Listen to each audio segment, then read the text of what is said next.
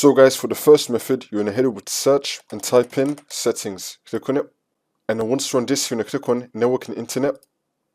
And now you should be having a setting right here called Mobile Hotspot.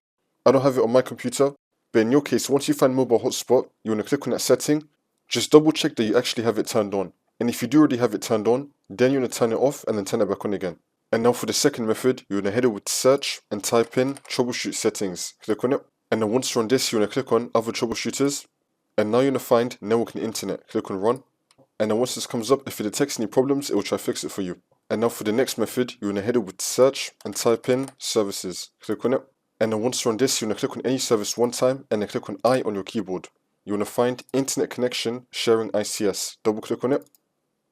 Make sure you have the startup type on automatic and then click on start, which will then make the server status running and then click on OK. And now you're going to right click on it and then click on restart. See if that works for you.